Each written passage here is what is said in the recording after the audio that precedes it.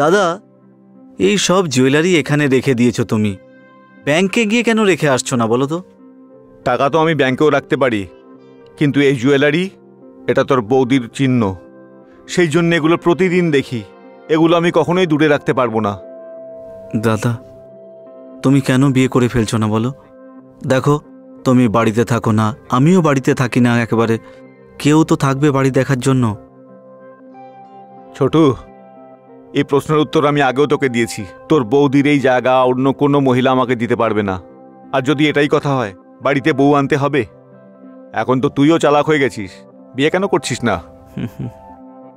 Actually দাদা, একটা মেয়ে আছে। আরে বাহ! ওকে খুব ভালোবাসি। তুমি যদি বলো তাহলে আজকেই আমি ডেকে নিই ওকে। হ্যাঁ হ্যাঁ, একদম। শুভ কাজে দেরি কিসের? ডেকে আন। পাক্কা? 100%। আই লাভ ইউ দাদা। ওকে, আমি এখন যাচ্ছি, ঠিক আছে?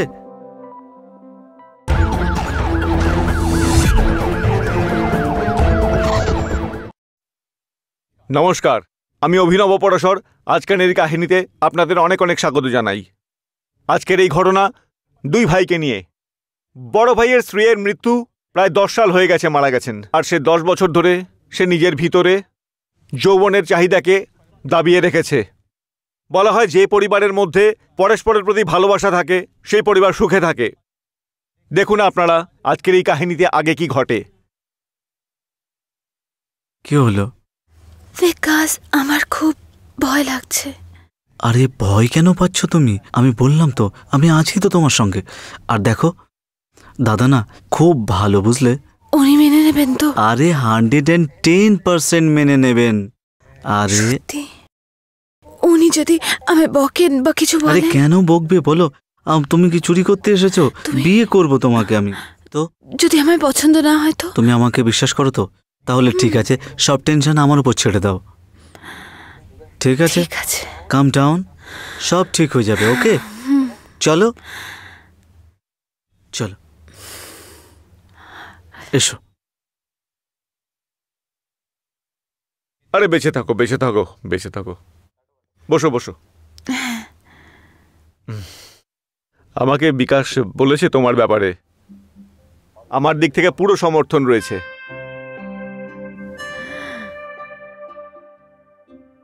আচ্ছা, আমি তোমাদের দুজনের জন্য চা বানিয়ে আনছি। না না দাদা, আপনি কেন? আমি বানিয়ে নিয়ে আসছি। আরে মা, আজকে তুমি প্রথমবার এসছো, আজকে আমাকে বানাতে দাও। পরে তো তোমাকেই কিচেন সামলাতে হবে। শুধু কিচেন কেন, তুমি তো গোটা বাড়ি সামলাবে।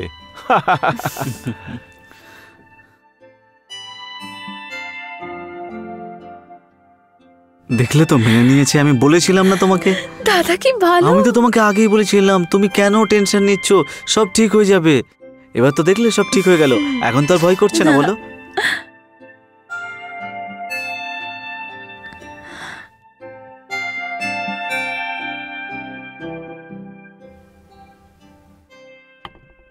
আর তোমরা চা নাও। হ্যাঁ দাদা। আর খেয়ে বলো কেমন লাগলো। দাদা, তোমার হাতের চা ভালোই হবে। দাদা, খুব ভালো হয়েছে চাটা। আচ্ছা পল্লবী, তোমার বাড়িতে কে আছে? দাদা, আমার বাড়িতে আমার মা আর আমি। বাবা ছোটবেলাতেই চলে গেছেন। I am sorry to hear that. It's okay. আচ্ছা, এদিকে তুমি থাকো কোথায়? ওই স্যাটেলাইট বিল্ডিং আছে না, ওখানে। ও আই সি। আচ্ছা, আমি এটা বলছিলাম যে আমাকে একটা খুব আর্জেন্ট কাজে বাইরে যেতে হবে, তাই বলছিলাম আমি তোমাদের দুজনের জন্য খাবার বানিয়ে রেখেছি। তোমরা দুজনে কিন্তু খাবার খেয়ে তবেই যাবে। এটা হলো কি আমার অর্ডার। হ্যাঁ দাদা। Okay, see you then, bye by.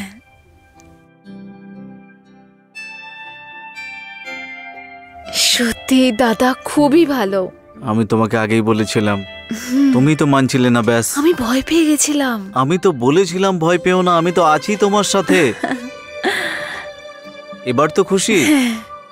খুব খুশি আমি।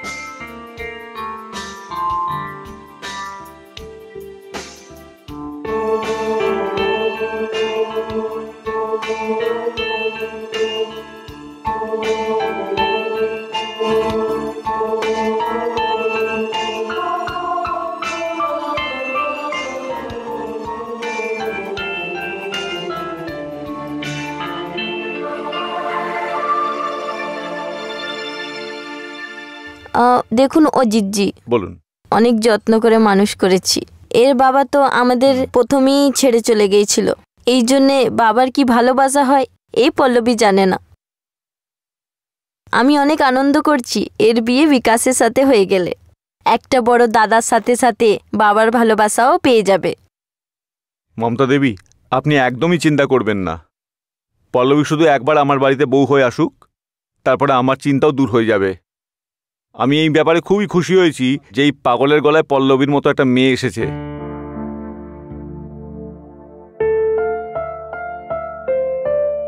আমি এই কাজে কিন্তু একদম দেরি করতে চাই না। তাহলে আমিও নিশ্চিন্তে হয়ে পটনা চলে যাব। আরে আপনি পাটনা আবার কেন ফিরে যাচ্ছেন? আপনি চাইলে আমাদের সাথে আমাদের বাড়িতেই থাকতে পারেন। না, এরম হয় না, মেয়ের বাড়ির জলও চলে না। আপনি তো বাড়িতে থাকার কথা বলছেন। আরে তো আপনি এখানেই থেকে যান না, পাটনা গিয়েও বা আপনি কি করবেন? এখানে যদি থাকেন তাহলে পল্লবীর সাথে দেখাশোনাও হতে থাকবে। হ্যাঁ মা, দাদা তো ঠিকই বলছেন। প্রথমে তোমার দুজনকার বিয়ে তো হয়ে যাক। তুমি আমার সাথে আমার শ্বশুর বাড়িতে থাকতে পারবে না তো কি হয়েছে, এখানে তো থাকতেই পারো। ঠিক আছে ঠিক আছে, আমি থেকে যাব। আনন্দ।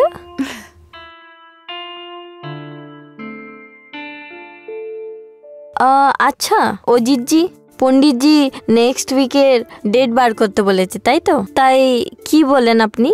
আরে আমার আবার কি প্রবলেম হতে পারে?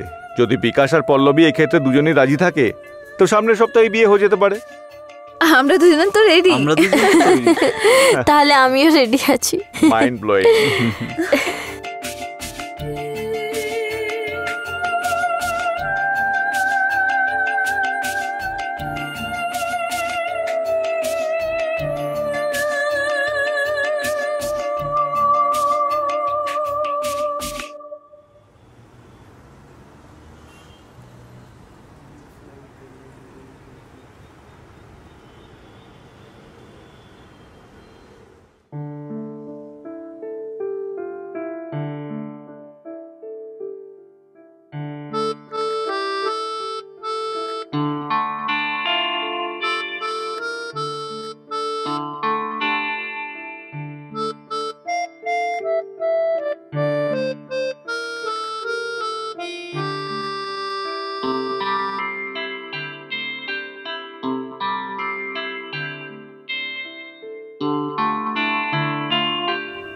আচ্ছা, বিয়ের পরে না তুমি আরো সুন্দর হয়ে গেছো।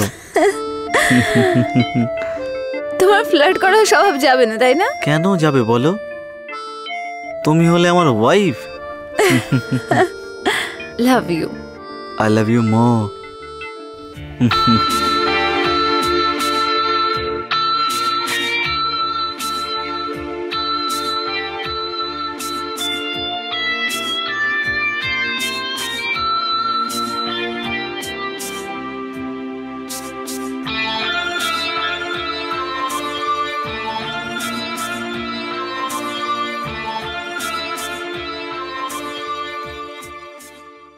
আচ্ছা, তাহলে তুমি কি ভাবলে? কোথায় যাবে? গোয়া। ব্যাস, এখানেই তুমি ঘুরতে চাইছো বলো? আর কোথাও যাবে না? তুমি না মানে আরে আমি তোমাকে বাইরের কথা ভাবছিলাম। তুমি আর বলো। আমি কি বলবো? তুমি তো গোয়া পর্যন্তই গেলো। তুমি একটা কাজ করে তোমাকে গোয়ায় ছেড়ে দিই, আর তুমি? তারপরে আমি যাব কোথাও। কেন অন্য কোথাও যাবে? আমার সাথে থাকো।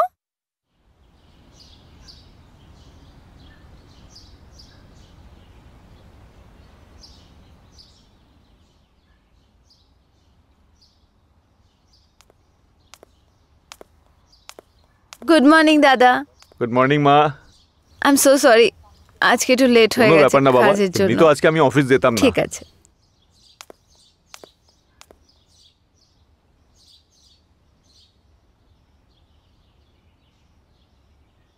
মা তুমিও চায় নাও। হ্যাঁ, তুমি বলছিলে তোমার মার আসার কথা। আসলে মায়ের আসতে একটু লেট হবে। আচ্ছা, হ্যাঁ। কোনো ব্যাপার না।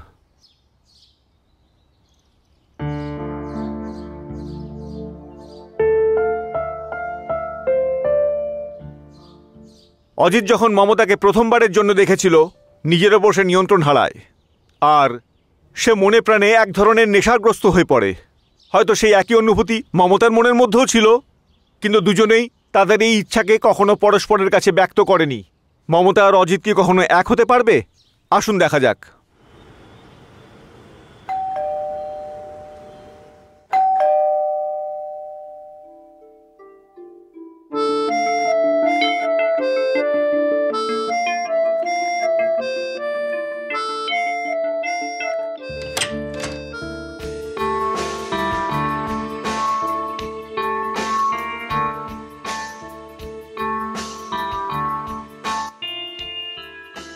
আপনি এসে গেছেন মমতা দেবী? জি।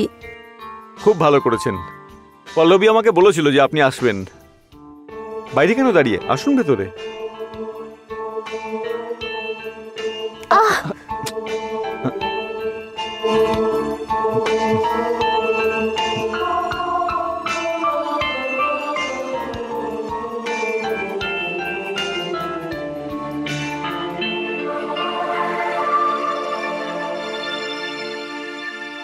সরি সরি, শাড়িটা। ইটস ওকে, আমি বুঝতে পারছি। বিকাশ, দেখো একবার কে এসেছেন। হ্যাঁ দাদা। আরে আরে মা। আপনি কেমন আছেন? ভালো থাকো। মা, আই লাভ ইউ মা। I love you too. কেমন আমি ঠিক আছিস? আছি।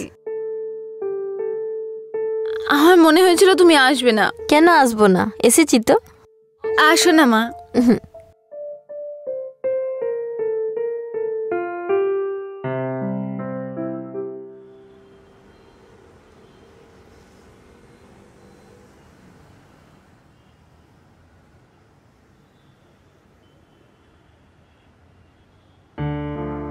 রাতটা তো কালোই হয় অজিতজি। আরে মমতা দেবী এসে গেছেন আপনি? আর এত রাতে একা বসা দুঃখী মানুষের চিহ্ন। আসুন বসে কথা বলা যাক। বসুন।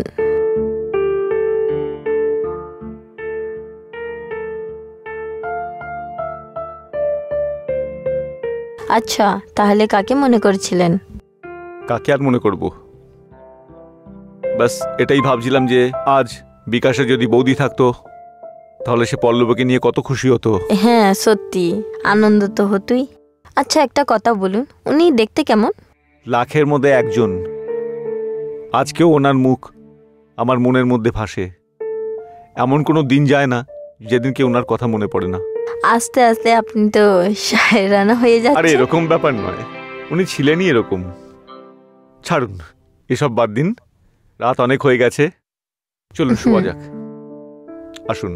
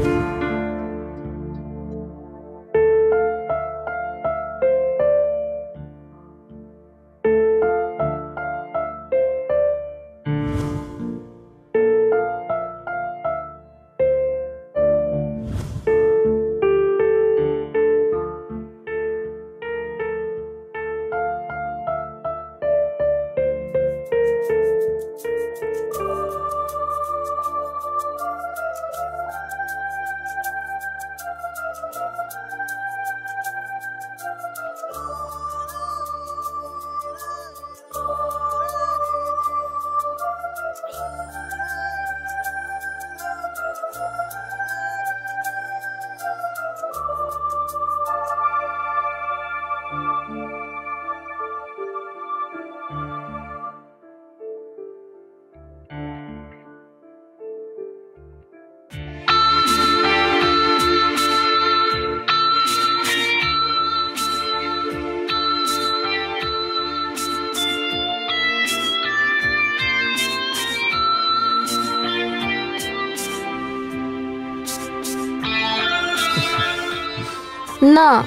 এটা গলত অজিতজি, এটা এটা ঠিক নয়। মমতা দেবী, আমরা দুজন দুজনকে ভালোবাসি, আর ভালোবাসায় এগুলো হয়।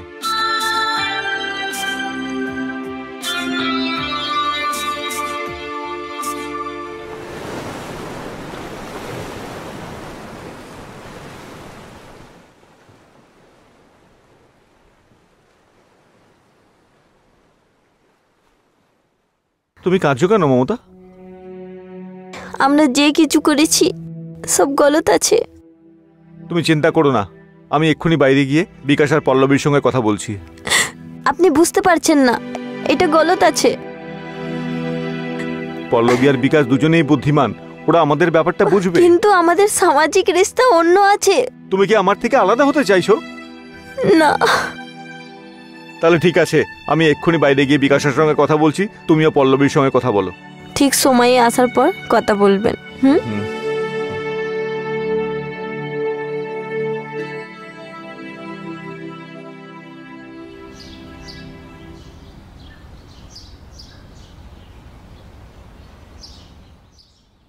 তোর সাথে আমার কিছু দরকারি কথা আছে। হ্যাঁ বলো দাদা। দেখ, এখন তোর বিয়ে হয়ে গেছে আর তুই এখন সেটেল হয়েছিস। ইনফ্যাক্ট তোকে খুব খুশি দেখাচ্ছে। হ্যাঁ, কিন্তু আসল ব্যাপারটা তো বলো, কি বলতে চাও? আমি ভাবছিলাম যে আমিও আরেকবার বিয়ে করে নিই। কি বলছো মা? দাদা তুমি তো পুরো hero. I am very happy মা। আই লাভ ইউ মা। Thank you so much. আচ্ছা, তাহলে বলবে তো কে আমার বৌদি? কে সে? তুই চিনিস তাকে? ওই বাড়ির মালিক? না। তাহলে কে? দাদা কেন তুমি অ্যাক্টিং করছো? সোজাসুজি বলো না, কে সে? অজিত। তুমি ওর মায়ের কথা বলছো? হ্যাঁ। মা, তুমি কি পাগল হয়ে গেছো? আমার বউয়ের মায়ের সঙ্গে বিয়ে করবে বলছো তুমি? উনি বিকাশের দাদা। আমি নিজেই ওনাকে দাদা বলে ডাকি। তোমার কি মাথা খারাপ হয়ে গেছে? শোনা, আমরা দুজনে এক দুজনকে অনেক ভালোবাসি। কিন্তু তুমিও ব্যাপারটা বোঝো, আমিও আমার বুকে হাত রেখে ভেবে দেখছি। আমি কিছু জানি না। তুমি যা খুশি করো, তুমি যেখানে যাওয়ার যাও, শুধু আমার ঘর ভেঙো না, বুঝেছো? দাদা এটা হতে পারে না। আমি তোর বাড়ি নষ্ট করব? ঠিক আছে, আমি তোর বাড়ি ছেড়ে যাচ্ছি।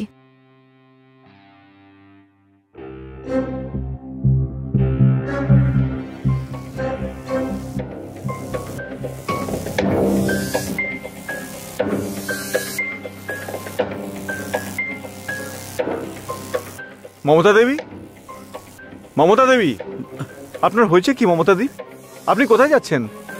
আমি আপনাকে কিছু জিজ্ঞেস করছি, আপনি আমার কথা শুনুন। মমতা দেবী,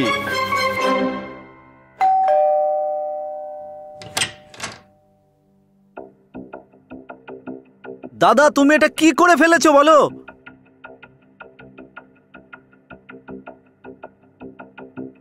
মা, তুমি কি পাগল হয়ে গেছো নাকি?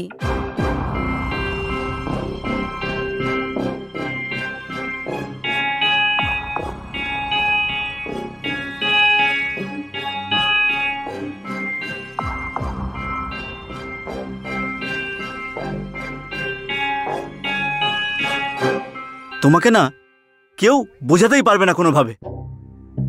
আমার লজ্জা করছে তোমাকে বড়দা বলতে এখন। আর মা তুমি এইভাবে, ছি! আমার তো এখন এটা মাথায় ঢুকছে না যে আমি মা বলবো না বৌদি বলে ডাকবো।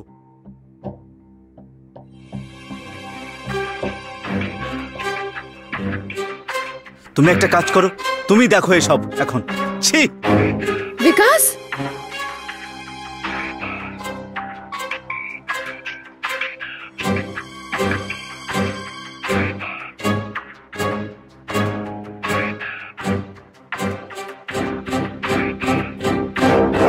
কি ভাবছো এখন তুমি? এসব তো হওয়ারই ছিল। চা ওরা এখনো বাচ্চা, সবকিছু বুঝে যাবে খুব শীঘ্র। কে জানে, দুজনেই রেগে আছে।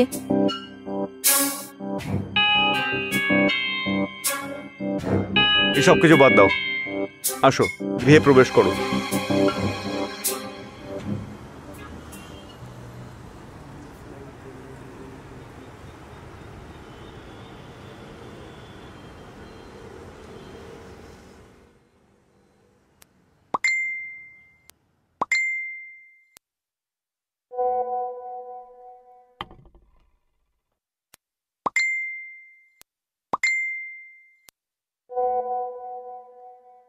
কি করছো?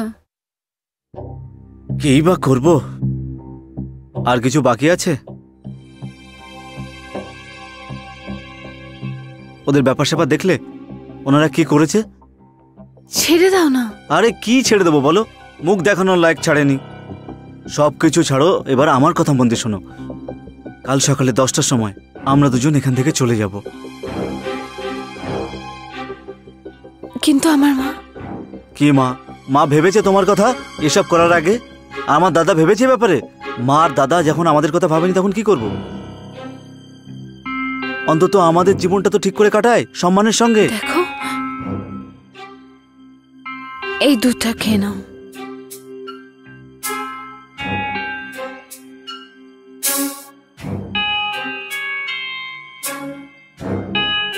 ছাড়ো তো, আমার আর খেতে ইচ্ছে করছে না। আমি ঘুমোতে যাচ্ছি, আর সকাল 10টা বাজতেই এখান থেকে বেরিয়ে যাব।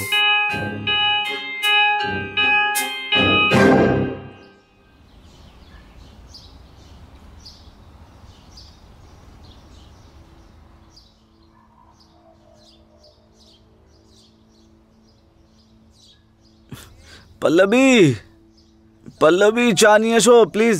আমার খুব মাথা যন্ত্রণা করছে, খুব বেশি পরিমাণে। পল্লবী,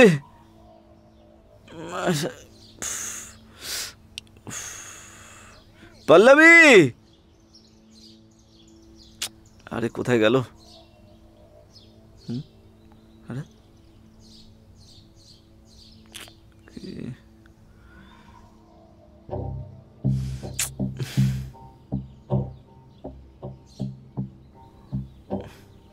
পল্লবী,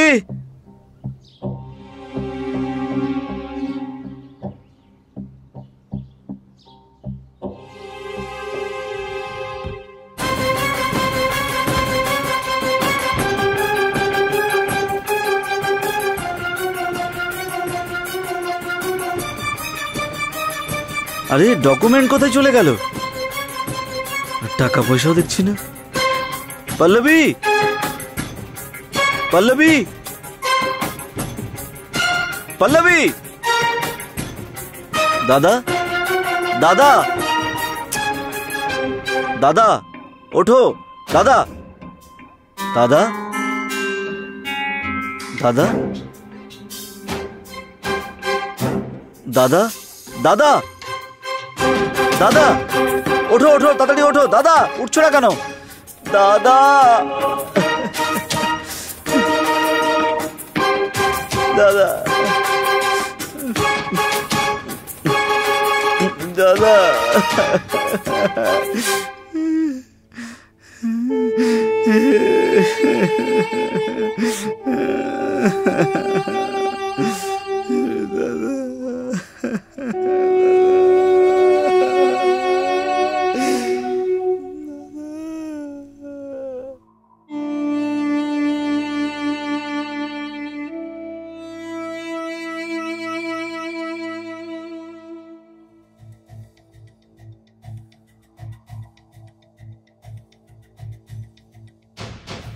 মা, এটা তুমি কি করছো? মরে টরে যায় যদি? আরে পাগল, সেফটির জন্যে। আধা গ্লাসও যদি খেয়ে নেয় 2-3 দিন উঠতেই পারবে না। এসব তো ঠিক আছে মা, কিন্তু ব্যাংকিং পাসওয়ার্ডের পিন পেয়ে গেছো? আরে ওই সব তো আমি প্রথমেই নিয়ে নিয়েছি।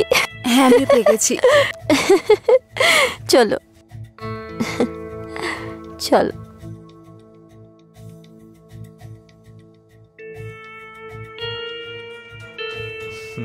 এটা নিয়ে নাও, নাও দুধ খেয়ে নাও। আমি দুধ খাবো না এখন। সত্যি খাবার নেই? আজকে তো এটা বেশি কাজে আসবে। খেয়ে নাও। ঠিক আছে, তুমি এত ভালোবেসে বলছো তো খেয়ে নিচ্ছি।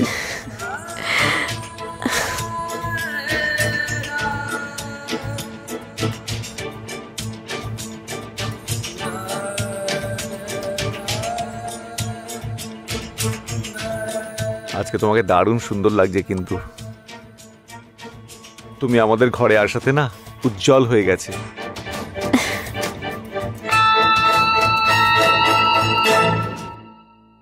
বলা হয় যে কারো প্রয়োজনের বেশি বিশ্বাস করা নিজের পক্ষে ঘাতকারী হতে পারে, আর এরকমটাই কিছু হয়েছিল অজিত এবং বিকাশের সাথে। তারা মমতা এবং পল্লবীর ওপর খুব বেশি বিশ্বাস করার জন্য, আর মমতা আর পল্লবীর এই ব্যাপারের ফায়দা উঠিয়ে ওই দুজনকে নিজেদের ষড়যন্ত্রের শিকার বানায়, যার পরিণতি ওদের দুজনকেই খুব বাজেভাবে ভুগতে হয়। অজিতকে শেষ পর্যন্ত নিজের প্রাণ দিতে হয়। আমি আপনাদের কাছে অনুরোধ করছি যে যে কোনো নতুন সম্পর্ক শুরু করার আগে তার সম্বন্ধে খুব ভালো করে খোঁজ খবর নিয়ে নিন, সতর্ক থাকুন আর অনুসন্ধান অবশ্যই করে নিন। আমি চাই যে আপনারা সুস্থ থাকুন, সতর্ক থাকুন। আপনাদের সাথে আবারও সাক্ষাৎ হবে আরও একবার একটা নতুন ঘটনার সাথে। ততক্ষণের জন্য জয় হিন্দ।